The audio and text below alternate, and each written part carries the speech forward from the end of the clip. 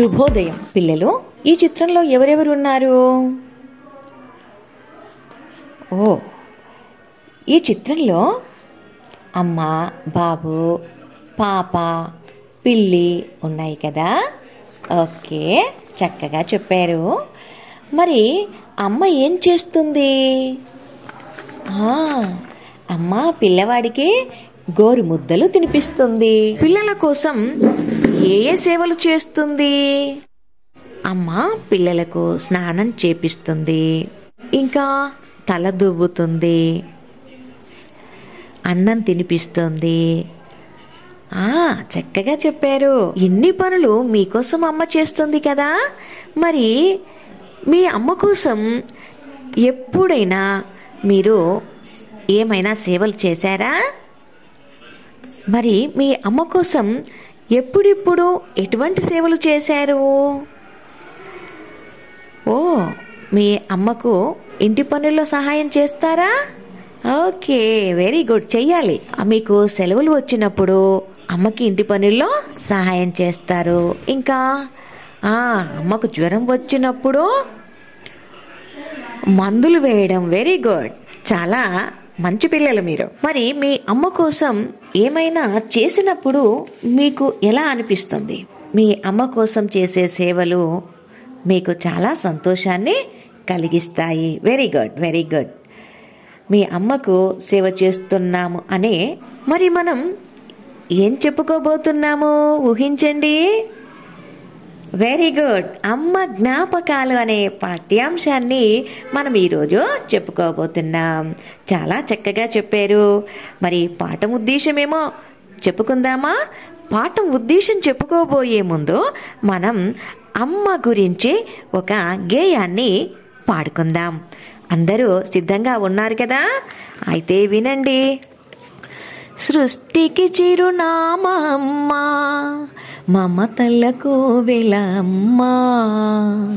సృష్టికి చిరునామా అమ్మా, మమతలకు వెలమ్మా.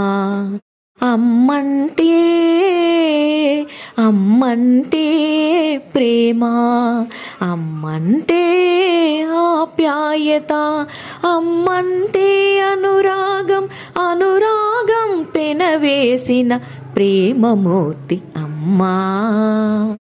సృష్టికి చిరునామా అమ్మా, మమతల కోవెల అమ్మా.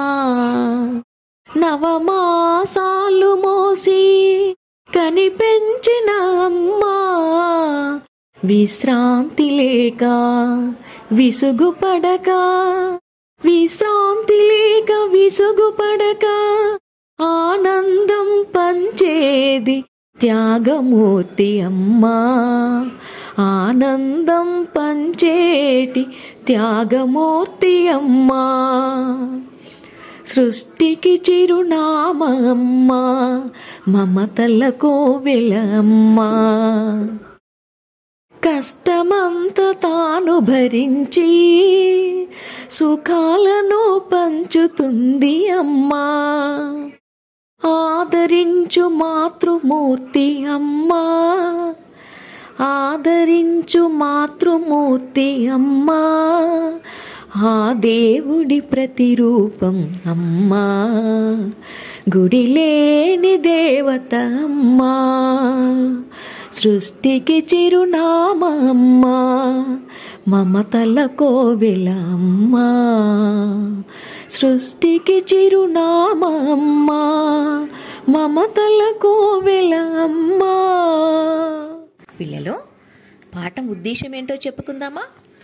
అమ్మ గురించి, అమ్మ గొప్పతనం గురించి ఇందాక విన్నారు కదా. అయితే మరి ఇప్పుడు పాఠం ఉద్దేశం ఏంటో చెప్పుకుందాం. అమ్మ అంటే ప్రేమ, అమ్మ అంటే ఆప్యాయత, అమ్మ అంటే అనురాగం. అమ్మ నిరంతరము తన కుటుంబం కోసం సేవలు చేస్తుంది. దేవుడు అంతటా ఉన్నాడని చాటడానికి అమ్మను సృష్టించాడు. అనురాగమూర్తి అయిన అమ్మ జ్ఞాపకాలు నెమరు వేసుకుంటూ అమ్మ సేవలను, అమ్మ ప్రాధాన్యతను, విలువలను తెలుపడమే ఈ పాఠం యొక్క ఉద్దేశం. పిల్లలు, పాఠం ఉద్దేశం అర్థమైంది కదా?